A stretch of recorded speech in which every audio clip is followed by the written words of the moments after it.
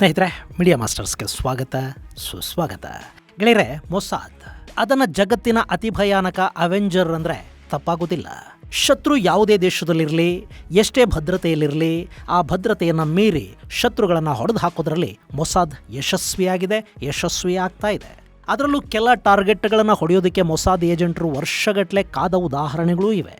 ಅಂಥ ಒಂದು ಆಪರೇಷನ್ ಬಗ್ಗೆ ನಾನಿವತ್ತು ನಿಮಗೆ ಹೇಳೋದಕ್ಕೆ ಹೋಗ್ತಾ ಇದ್ದೀನಿ. ಅದಾಗೆ ಅದರ ಹೆಸರು ಆಪರೇಷನ್ ಗ್ರಾಜ್ಯುಯೇಷನ್. ಹಾಗಾದರೆ ಏನಿದು ಗ್ರಾಜ್ಯುಯೇಷನ್ನು? ಅಲ್ಲಿ ಗ್ರಾಜ್ಯುಯೇಟ್ ಆದವರು ಯಾರು? ಆ ಆಪರೇಷನ್ಗಾಗಿ ಮೊಸಾದ್ ಮಾಡಿದ್ದ ತಂತ್ರ ಹೇಗಿತ್ತು? ಬರೀ ಒಂದು ಪೆನ್ನನ್ನು ಬಳಸಿ ಯಾರನ್ನಾದರೂ ಸೈಲೆಂಟಾಗಿ ಕೊಂದು ಹಾಕೋದಕ್ಕೆ ಸಾಧ್ಯ ಆಗುತ್ತಾ? ಅಲ್ಲಿ ಏನು ಮಾಡ್ತು ಮೊಸಾದ್? ಬನ್ನಿ ನೋಡೋಣ.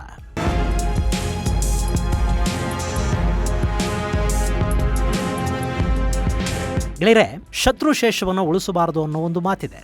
ಆದರೆ ಈಗಿನ ಪರಿಸ್ಥಿತಿಯಲ್ಲಿ ಯಾರು ಯಾವಾಗ ಶತ್ರುಗಳಾಗ್ತಾರೋ, ಯಾರು ಯಾರಿಗೆ ಮಿತ್ರರಾಗ್ತಾರೋ ಗೊತ್ತು ಕೂಡ ಆಗೋದಿಲ್ಲ. ಅಮೆರಿಕಾದ ಮೇಲೆ ದಾಳಿ ಮಾಡಿದ ಅಲ್ ಖೈದಾ ಉಗ್ರನೊಬ್ಬ ಈಗ ಅದೇ ಅಮೆರಿಕಾಗೆ ಅತ್ಯಾಪ್ತ ಮಿತ್ರ. ಅಮೆರಿಕದ ಸೇನಾ ಕ್ಯಾಂಪ್ಗಳ ಮೇಲೆ ದಾಳಿ ಮಾಡಿ ಅಮೆರಿಕನ್ ಯೋಧರನ್ನೇ ಕೊಂದ ಆರೋಪ ಅವನ ಮೇಲಿತ್ತು. FBI ಅವನ ತಲೆಗೆ ಬಹುಮಾನವನ್ನು ಘೋಷಣೆ ಮಾಡಿತ್ತು. ಈಗ ಅವನನ್ನು ಅಮೆರಿಕದ ಅಧ್ಯಕ್ಷರೇ ಹೋಗಿ ತಬ್ಕೋತಾರೆ. ಅವನನ್ನು ಸಿರಿಯಾ ಅನ್ನೋ ದೇಶದ ಅಧ್ಯಕ್ಷನನ್ನಾಗಿ ಕೂಡ ಅಮೆರಿಕಾನೇ ಮಾಡಿದೆ. ಇನ್ನು ಅಮೆರಿಕ $ಬಿಲಿಯನ್ ಹಣ ಖರ್ಚು ಮಾಡಿ ಹುಡುಕ್ತಾ ಇದ್ದ ಒಸಾಮಾ ಬಿನ್ ಲ್ಯಾಡನ್ಗೆ ಪಾಕಿಸ್ತಾನ ತನ್ನದೇ ನೆಲದಲ್ಲಿ ಆಶ್ರಯ ಕೊಟ್ಟಿತ್ತು. ಜೊತೆಗೆ ಅವನನ್ನು ಅಮೆರಿಕಾದ ಜೊತೆ ತಾನೂ ಹುಡುಕೋ ನಾಟಕ ಮಾಡ್ತಾ ಇತ್ತು. ಕಡೆಗೆ ಒಸಾಮಾ ಎಲ್ಲಿದ್ದಾನೆ ಅನ್ನೋ ಸುಳಿವನ್ನು ಅಮೆರಿಕಾಗೆ ಕೊಟ್ಟಿದ್ದು ಭಾರತದ ಆದರೆ ಇವತ್ತಿಗೂ ಕೂಡ ಅಮೆರಿಕಾದ ಪ್ರೀತಿ ಪಾತ್ರ ದೇಶ ಪಾಕಿಸ್ತಾನನೇ. ಯಾಕೆಂದರೆ ಅವರಿಗೆ ಸ್ನೇಹಿತರು ಬೇಕಿಲ್ಲ, ಗುಲಾಮರು ಬೇಕಿದ್ದಾರೆ, ನಾಯಿ ಸಾಕೋ ಅಭ್ಯಾಸ ಅವರಿಗಿದೆ. ಸೊ ಜಾಗತಿಕ ರಾಜತಂತ್ರದಲ್ಲಿ ಯಾವುದು ಸ್ನೇಹ, ಯಾವುದು ದ್ವೇಷ. ಆದರೆ ಇಸ್ರೇಲ್ ಹಾಗಲ್ಲ. ಅದು ತನ್ನ ಶತ್ರುಗಳನ್ನು ಯಾವತ್ತೂ ಮಿತ್ರರ ಹಾಗೆ ನೋಡೋದಿಲ್ಲ. ಅನುಕೂಲಕ್ಕೊಂದಷ್ಟು ಸ್ನೇಹಗಳನ್ನು ಮಾಡ್ಕೋಬಹುದು, ಆದರೆ ಟಾರ್ಗೆಟ್ ಇಸ್ ಟಾರ್ಗೆಟ್. ಅಂಥ ಅದೆಷ್ಟೋ ಟಾರ್ಗೆಟ್ಗಳನ್ನು ಇಸ್ರೇಲ್ ಕಾದು ಕಾಯಿಸಿ ಹೊಡೆದು ಹಾಕಿದೆ. ಅಂಥದ್ದೇ ಒಂದು ಈಜಿಪ್ಟ್ನ ರಾಜಧಾನಿ ಕೈರೋದಲ್ಲಿ ಅಲ್ಲಿನ ಯೂನಿವರ್ಸಿಟಿಯಲ್ಲಿ ಇಸ್ರೇಲ್ ನಡೆಸಿದ ಬೇಟೆ. ಅದಕ್ಕೆ ಮೊಸಾದ್ ಇಟ್ಟ ಹೆಸರು ಆಪರೇಷನ್ ಗ್ರಾಜ್ಯುಯೇಷನ್. ಅಲ್ಲವತ್ತು ಮೊಸಾದ್ ಬೇಟೆ ಆಡೋದಕ್ಕೆ ನಿರ್ಧಾರ ಮಾಡಿದ್ದು ಪ್ಯಾಲೆಸ್ತೇನ್ನ ಇಂಜಿನಿಯರ್ ಒಬ್ಬನನ್ನ. ಅವನು ಹಮಾಸ್ನ ಮಿಲಿಟರಿ ವಿಂಗ್ಗಾಗಿ ಕೆಲಸ ಮಾಡ್ತಿದ್ದ. ಈಜಿಪ್ಟ್ ಮತ್ತು ಗಾಜಾ ನಡುವೆ ಅಡಗಿಕೊಂಡಿದ್ದವನನ್ನ ಇಸ್ರೇಲ್ ಮೊದಲಿಗೆ ತುಂಬಾ ಸೀರಿಯಸ್ ಆಗೇನು ತಗೊಂಡಿರಲಿಲ್ಲ. ಆದರೆ 1992ರಿಂದ 95 ನಡುವೆ ಇಸ್ರೇಲಿನ ಬಸ್ಸುಗಳಲ್ಲಿ ಸತತವಾಗಿ 27 ಸ್ಫೋಟಗಳು ನಡೆದವು ನೋಡಿ. ಆಗ IDF ಅಲ್ಲಿ ಎಚ್ಚೆತ್ತುಕೊಳ್ತು. ಹಮಾಸ್ನ ಮಿಲಿಟರಿ ವಿಂಗ್ ಅನ್ನ ಟಾರ್ಗೆಟ್ ಮಾಡ್ಕೊಂಡು ಒಂದಷ್ಟು ದಾಳಿಗಳನ್ನು ಮಾಡ್ತು.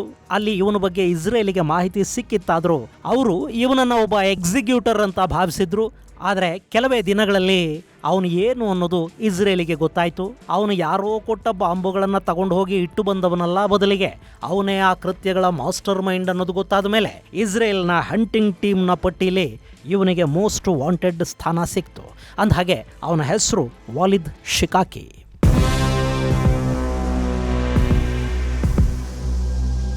ಗೆಳೆಯರೆ, ಈ ವಾಲಿದ್ ಶಿಕಾಕಿಯ ಕಥೆ ಆರಂಭ ಆಗೋದು 1962ರಿಂದ.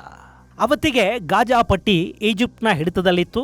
ಅಲ್ಲಿ ಹುಟ್ಟಿದ್ದ ಈ ವಾಲಿದ್ ಶಿಕಾಕಿ ಇಸ್ರೇಲ್ ಮತ್ತು ಅರಬರ ನಡುವಿನ ಸಮರ ಹಾಗೂ ಪ್ಯಾಲೆಸ್ತೀನ್ ಹೋರಾಟವನ್ನು ನೋಡಿಕೊಂಡೇ ಬೆಳೆದ. ಅದರಲ್ಲೂ 1967ರಲ್ಲಿ ನಡೆದ 6 ಡೇಸ್ ವಾರಲ್ಲಿ ಗಾಜಾ ಪಟ್ಟಿ ಇಸ್ರೇಲ್ನ ಕೈಗೆ ಸಿಕ್ತಲ್ಲ. ಆ ನಂತರದಲ್ಲಿ ಈ ಶಿಕಾಕಿಯ ಮನಸ್ಥಿತಿ ಬದಲಾಗ್ತಾ ಹೋಯಿತು. ಇಸ್ರೇಲ್ನ ಬುಲ್ಡೋಜರ್ಗಳು ಗಾಜಾ ಪಟ್ಟಿಯಲ್ಲಿನ ಪ್ಯಾಲೆಸ್ತೀನಿ ಹೋರಾಟಗಾರರು ಹಾಗೂ ಉಗ್ರರ ಮನೆಗಳ ಮೇಲೆ ನುಗ್ಗುತ್ತಾ ಇದ್ದ ದಿನಗಳಲ್ಲಿ ಶಿಕಾಕಿ ಅಲ್ಲಿಂದ ಈಜಿಪ್ಟ್ಗೆ ಸ್ಥಳಾಂತರಗೊಂಡ. ಕೈರೋದಲ್ಲಿ ಮೆಕ್ಯಾನಿಕ್ ಇಂಜಿನಿಯರಿಂಗ್ ಪದವಿಯನ್ನು ಪಡ್ಕೊಂಡ. ಅಷ್ಟು ಮಾಡಿದವನು ಅಲ್ಲೇ ಒಂದು ಕೆಲಸ ಹುಡುಕೊಂಡು ಸೆಟ್ಲ್ ಆಗಲಿಲ್ಲ, ಬದಲಿಗೆ ಮತ್ತೆ ಗಾಜಾ ಪಟ್ಟಿಗೆ ಬಂದ. ಅವತ್ತಿಗೆ ಅಲ್ಲಿ ಇನ್ನೂ ಹಮಾಸ್ ಬೆಳೆದಿರಲಿಲ್ಲ. ಆಗ ತಾನೇ ಅದು ತನ್ನ ಶಕ್ತಿಯನ್ನು ಹೆಚ್ಚು ಮಾಡ್ಕೊಳ್ತಾ ಇತ್ತು. ಈ ಶಿಕಾಕಿ ಹಮಾಸ್ ಅನ್ನು ಸೇರ್ಕೊಂಡ.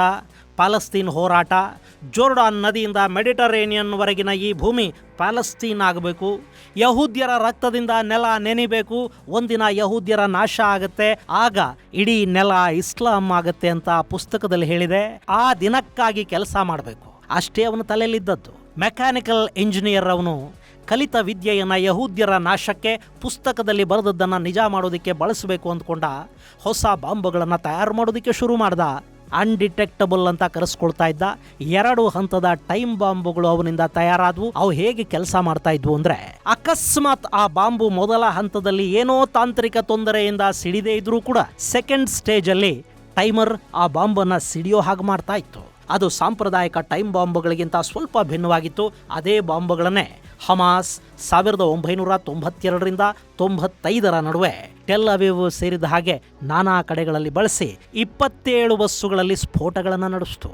ಸೊ ಅಲ್ಲಿ ಬಾಂಬ್ಗಳನ್ನು ಮಾಡಿಕೊಟ್ಟವನು ಇದೇ ಇಂಜಿನಿಯರ್ ಅಂತ ಗೊತ್ತಾದ ಮೇಲೆ ಮೊಸಾದ್ನ ಹಿಟ್ ಲಿಸ್ಟಲ್ಲಿ ಇವನ ಹೆಸರು ಸೇರ್ಪಡೆ ಆಯಿತು. ಆದರೆ ಗಾಜಾ ಮತ್ತು ಕೈರೋ ನಡುವೆ ಓಡಾಡ್ತಾ ಇದ್ದ ಇವನನ್ನು ಹೊಡೆಯೋದು ಹೇಗೆ? ಅದರಲ್ಲೂ ಇವನು ಹೆಚ್ಚಿನ ಸಮಯ ಕೈರೋದಲ್ಲೇ ಇರ್ತಾ ಇದ್ದ. ಅಲ್ಲಿನ ಸರ್ಕಾರ ಇವನಿಗೆ ರಕ್ಷಣೆಯನ್ನು ಕೂಡ ಕೊಟ್ಟಿತ್ತು. ಸೊ ಅಲ್ಲಿಗೆ ಹೋಗಿನೇ ಇವನನ್ನು ಹೊಡಿಬೇಕು, ಹಂಗಾಮ ಆಗಬಾರ್ದು, ಸೈಲೆಂಟಾಗಿ ಕೆಲಸ ಮುಗಿಬೇಕು. ಅದಕ್ಕಾಗಿ ಮೊಸಾದ್ ವಿಶೇಷ ಬೇಟೆಗಾರರನ್ನು ಸಿದ್ಧ ಮಾಡ್ತು. 90ರ ದಶಕದಲ್ಲಿ ಕೈರೋದಲ್ಲೇ 2 ತುಂಬ ಒಳ್ಳೆ ಬೇಟೆಗಳನ್ನು ಆಡಿದ್ದ ಇಬ್ಬರು ಮೊಸಾದ್ ಏಜೆಂಟರು ಈ ಕೆಲಸಕ್ಕೆ ನೇಮಕ ಆದರು. ಅವರಿಬ್ಬರಿಗೂ ಕ್ಯಾಪ್ಟನ್ ರಶೀದ್ ಹಮ್ದಾ ಮತ್ತು ಮೊಹಮ್ಮದ್ ಕಾಸಿಮ್ ಅನ್ನೋ ಹೆಸರು ಕೊಟ್ಟು ಈಜಿಪ್ಟ್ಗೆ ಕಳುಹಿಸಲಾಯಿತು. ಅವರು ಕೈರೋದಲ್ಲಿ ತಮ್ಮ ಟಾರ್ಗೆಟ್ ಮೇಲೆ ಕಣ್ಣಿಟ್ಕೊಂಡು ಕೂತರು. ಗೆಳೆಯರೆ, 90ರ ದಶಕಕ್ಕೂ 95ರ ದಶಕಕ್ಕೂ ಈಜಿಪ್ಟ್ ಸಾಕಷ್ಟು ಬದಲಾಗಿತ್ತು. ಈಜಿಪ್ಟ್ನ ರಕ್ಷಣಾ ವ್ಯವಸ್ಥೆಯಲ್ಲಿ ಸುಧಾರಣೆಗಳಾಗಿದ್ವು. ಅಲ್ಲಿನ ಪೊಲೀಸ್ ವ್ಯವಸ್ಥೆ ಕೂಡ ಸ್ಟ್ರಾಂಗ್ ಆಗಿತ್ತು. ಹೀಗಾಗಿ ಸಿಂಪಲ್ ಆಗಿ ಶಿಕಾಕಿಯನ್ನು ಹೊಡೆದು ಅಲ್ಲಿಂದ ಸುಲಭವಾಗಿ ಹೊರ ಹೋಗೋ ಪರಿಸ್ಥಿತಿ ಇರಲಿಲ್ಲ.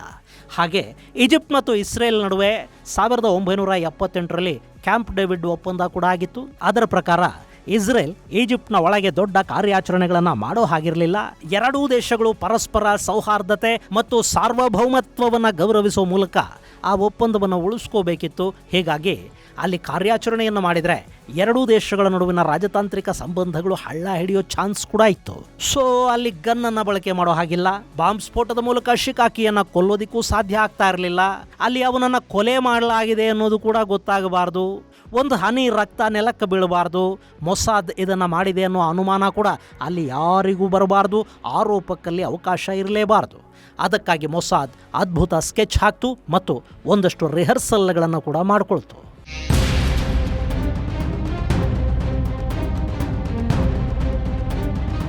ಗೆಳೆಯರೆ, ಕೈರೋದ ಅಲ್ ಅಜರ್ ಯೂನಿವರ್ಸಿಟಿಲಿ ಈ ಶಿಕಾಕಿಯ ಮಗಳು ಲಿಟ್ರೇಚರ್ ಓದ್ತಾ ಇದ್ಲು. ಆಕೆಯ ಗ್ರಾಜ್ಯುಯೇಷನ್ ಡೇ ಜೂನ್ ತಿಂಗಳಲ್ಲಿ ನಡೆಯೋದಿತ್ತು. ಮಗಳು ಗ್ರಾಜ್ಯುಯೇಟ್ ಆಗೋ ಕ್ಷಣಗಳನ್ನು ಶಾಶ್ವತಗೊಳಿಸೋದಕ್ಕೆ ಶಿಕಾಕಿ ಒಂದು ಹೊಸ ಕ್ಯಾಮರಾ ಬೇರೆ ತಗೊಂಡಿದ್ದ. ತನ್ನ ಮಗಳ ಫೋಟೋ ತೆಗೆಯೋದಕ್ಕೆ ಉತ್ಸುಕನಾಗಿದ್ದ. ಅದೆಲ್ಲವನ್ನ ಮೊಸಾದ್ ಗಮನಿಸ್ತಾ ಇತ್ತು. ಯೂನಿವರ್ಸಿಟಿಯ ಗ್ರಾಜ್ಯುಯೇಷನ್ ಡೇ ವಿವರಗಳನ್ನು ಸಂಗ್ರಹಿಸಲಾಯಿತು. ಆ ಕಾರ್ಯಕ್ರಮ ನಡೆಯೋ ಪ್ರದೇಶದಲ್ಲೊಂದು ರೆಕಿ ನಡೀತು. ಕಾರ್ಯಕ್ರಮ ಯೂನಿವರ್ಸಿಟಿ ಕ್ಯಾಂಪಸ್ನ ಒಳಗಿದ್ದ ಓಪನ್ ಥಿಯೇಟರಲ್ಲಿ ನಡೆಯೋದಿತ್ತು.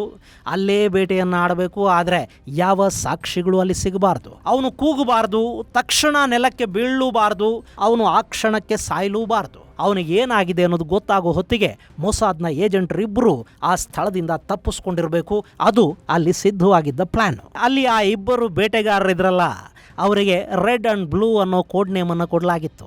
ಅಷ್ಟೇ ಅಲ್ಲ, ಅವರ ನಡುವೆ ಯಾವುದೇ ರೀತಿಯ ನೇರ ಮಾತುಕತೆ ಇರಬಾರ್ದು ಅನ್ನೋ ನಿರ್ದೇಶನವನ್ನೂ ಅಲ್ಲಿ ಕೊಡಲಾಗಿತ್ತು. ಏನೇ ಸಂವಹನ ಇದ್ದರೂ ಕೋಡಲ್ಲಿ ಮಾತ್ರ ನಡಿಬೇಕು. ಅಷ್ಟೊಂದು ಕೇರ್ ತಗೊಂಡ ನಂತರ ಏಜೆಂಟ್ ರೆಡ್ ಆ್ಯಂಡ್ ಬ್ಲೂ ಎಕ್ಸಿಕ್ಯೂಷನನ್ನು ಪ್ರಾಕ್ಟೀಸ್ ಕೂಡ ಮಾಡಿದರು. ಗೆಳೆಯರೆ, ಅಲ್ಲಿ ಮಾಂಟ್ ಬ್ಲಾಂಕ್ ಪೆನ್ನನ್ನು ಆ ಎಕ್ಸಿಕ್ಯೂಷನ್ಗೆ ಬಳಸಲಾಯಿತು. ಅವತ್ತಿಗದು ಫೇಮಸ್ ಪೆನ್ನು.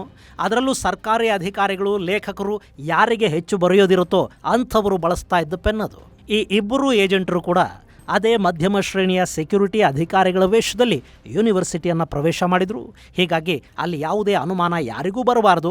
ಸೊ ಈಜಿಪ್ಟ್ನ ಮಧ್ಯಮ ಶ್ರೇಣಿಯ ಅಧಿಕಾರಿಗಳು ಬಳಸೋ ಪೆನ್ನನ್ನೇ ಇವರು ಕೂಡ ತಮ್ಮ ಜೇಬಲ್ಲಿ ಇಟ್ಕೊಂಡ್ರು. ಆ ಪೆನ್ನ ಒಳಗೊಂದು ನೀಡಲ್, ಅದರಲ್ಲಿ 300 ಮಿಲಿಗ್ರಾಮ್ನಷ್ಟು ವಿಷ ತುಂಬಲಾಗಿತ್ತು. ಅದು ಕೇವಲ 0.8 ಸೆಕೆಂಡ್ಗಳಲ್ಲಿ ಮನುಷ್ಯನ ಬಟ್ಟೆಯನ್ನು ಭೇದಿಸಿಕೊಂಡು ದೇಹವನ್ನು ಹೊಕ್ಕು ಬಿಡೋ ಥರದ ನೀಡಲ್. ಆ ಸೂಜಿ ಚುಚ್ಚಿದ್ರೆ ನೋವು ಕೂಡ ಗೊತ್ತಾಗ್ತಾ ಇರಲಿಲ್ಲ. ಇನ್ನು ಆ ಸೂಜಿಯ ವೇಗವನ್ನು ಮೇಂಟೈನ್ ಮಾಡೋದಕ್ಕೆ ಹಾಗೂ ಅದರಲ್ಲಿದ್ದ ವಿಷವನ್ನು ಇಂಜೆಕ್ಟ್ ಮಾಡೋದಕ್ಕೆ ಅದರಲ್ಲೊಂದು ವಿಶೇಷ ಸ್ಪ್ರಿಂಗನ್ನು ಕೂಡ ಬಳಕೆ ಮಾಡಲಾಗಿತ್ತು. ಸೊ ಆ ಒಂದು ಪೆನ್ ಮಾರಣಾಂತಿಕ ಆಯುಧವಾಗಿ ಅಲ್ಲಿ ಬದಲಾಗಿತ್ತು. ಆ ಇಬ್ಬರೂ ಏಜೆಂಟರು ಪೆನ್ನುಗಳನ್ನು ಬಳಸಿ ಪ್ರಾಣಿಗಳ ಮೇಲೆ ದಾಳಿ ಮಾಡಿ ಪ್ರಾಕ್ಟೀಸ್ ಕೂಡ ಮಾಡಿದರು. ಬಳಕೆಯಾಗುವ ಕೈಯಿನ ಸ್ಪೀಡನ್ನು ಪರೀಕ್ಷೆ ಮಾಡಿಕೊಂಡಿದ್ರು. ಕಡೆಗೆ ಬೇಟೆ ಆಡಬೇಕಾದ ದಿನ ಬಂದೇ ಬಿಡ್ತು. ಅವತ್ತು ಜೂನ್ 10, 1995. ಅಲ್ಲಿ ಗ್ರಾಜ್ಯುಯೇಷನ್ ಡೇಗೆ ಎಲ್ಲ ಫಿಕ್ಸ್ ಆಗಿತ್ತು. ಶಿಕಾಕಿ ಕೂಡ ತನ್ನ ಕುಟುಂಬದ ಜೊತೆ ಮಗಳ ಸಂಭ್ರಮದಲ್ಲಿ ಭಾಗಿಯಾಗೋದಕ್ಕೆ ಬಂದ. ಅವನಿಗೆ ನಿಗದಿಯಾಗಿದ್ದ ಚೇರಲ್ಲಿ ಅವನು ಕೂತ್ಕೋಬೇಕಿತ್ತು. ಯೂನಿವರ್ಸಿಟಿ ಗೇಟಿಂದ ಒಳಗೆ ಬಂದವನನ್ನ ಸೆಕ್ಯೂರಿಟಿ ಏಜೆನ್ಸಿಯ ಜನ ಸೀಟ್ ಹತ್ರಕ್ಕೆ ಕರ್ಕೊಂಡು ಹೋಗೋದು ಅಥವಾ ಕಳುಹಿಸಿಕೊಡೋದು ಮಾಡ್ತಾ ಇದ್ರು. ಹೀಗಿರುವಾಗಲೇ ಒಬ್ಬ ಸೆಕ್ಯೂರಿಟಿ ಎಡವಿ ಶಿಕಾಕಿ ಮೇಲೆ ಬಿದ್ದ. ತುಂಬ ಸೌಮ್ಯವಾಗಿ ಶಿಕಾಕಿಗೆ ಸಾರಿ ಕೇಳ್ದ. ಶಿಕಾಕಿ ಕೂಡ ಅಷ್ಟೇ ಸಹಜವಾಗಿ ನಿಮಗೆ ನೋವಾಯ್ತಾ ಅಂತ ವಿಚಾರಿಸಿದ. ಆ ಸೆಕ್ಯೂರಿಟಿ ನನಗೇನೂ ಆಗಿಲ್ಲ ಸರ್, ನಿಮಗೆ ತೊಂದರೆ ಆಗಿಲ್ಲ ತಾನೇ ಅಂತ ಕೇಳಿ ತನ್ನನ್ನು ವಿಚಾರಿಸಿಕೊಂಡಿದ್ದಕ್ಕೊಂದು ಥ್ಯಾಂಕ್ಸ್ ಹೇಳಿ ಅಲ್ಲಿಂದ ಹೊರಟು ಹೋದ. ಆ ಬಳಿಕ ಶಿಕಾಕಿ ತನ್ನ ಆಸನಕ್ಕೆ ಬಂದ. ಆ ಸೆಕ್ಯೂರಿಟಿ ಅವನ ಮೇಲೆ ಬಿದ್ದಾಗ ಸಮಯ 10:45. ಆ ಬಳಿಕ 10:48 ಹೊತ್ತಿಗೆ ಶಿಕಾಕಿಗೆ ಸಣ್ಣಗೆ ಅನ್ಈಸಿನೆಸ್ ಶುರುವಾಯಿತು. ಅವನಿಗೆ ತಲೆ ಸುತ್ತುತ್ತಾ ಇರುವ ಹಾಗೆ ಭಾಸವಾಗತೊಡಗಿತು. ಅದಾದ 5 ನಿಮಿಷಗಳ ನಂತರ ಅವನು ತಾನು ಕೂತಿದ್ದ ಜಾಗದಿಂದ ಮೇಲೆದ್ದು ಬೇರೆ ಕಡೆಗೆ ಹೋಗೋದಕ್ಕೆ ಪ್ರಯತ್ನ ಪಟ್ಟ. ಆದರೆ ಅದು ಸಾಧ್ಯ ಆಗಲಿಲ್ಲ. ಅವನು ನಿಂತಲ್ಲೇ ಕುಸಿದು ಬಿದ್ದ. 10:57 ಹೊತ್ತಿಗೆ ಶಿಕಾಕಿ ಸಂಪೂರ್ಣವಾಗಿ ನಿತ್ರಾಣಗೊಂಡಿದ್ದ. ಅದಾದ 7 ನಿಮಿಷಕ್ಕೆ ಅಲ್ಲಿ ಆಂಬ್ಯುಲೆನ್ಸ್ ಬಂತು. ಅವನನ್ನು ಆಸ್ಪತ್ರೆಗೆ ಕರ್ಕೊಂಡು ಹೋಗಲಾಯಿತು. ಆದರೆ ಅಲ್ಲಿನ ವೈದ್ಯರು ಬ್ರಾಡ್ ಡೆಡ್ ಅಂತ ಹೇಳಿಬಿಟ್ರು. ಆ ಬಳಿಕ ಅವನ ಶವ ಪರೀಕ್ಷೆ ನಡೀತು. ಮಲ್ಟಿ ಆರ್ಗನ್ ಫೇಲ್ಯೂರ್ ಅಂತ ಗೊತ್ತಾಯಿತು. ಕಿಡ್ನಿ, ಲಿವರ್ ಮತ್ತು ನರಮಂಡಲ ಸಂಪೂರ್ಣ ಹಾಳಾಗಿತ್ತು. ಅಲ್ಲಿ ಅವನಿಗೆ ಕೊಡಲಾಗಿದ್ದ ವಿಷ ಯಾವುದು ಅನ್ನೋದು ಕೂಡ ಗೊತ್ತಾಗಲಿಲ್ಲ. ಹೀಗೆ ಶಿಕಾಕಿಯ ಶಿಕಾರಿ ಅಲ್ಲಿ ಸೈಲೆಂಟಾಗಿ ಮುಗ್ದೇ ಹೋಯಿತು.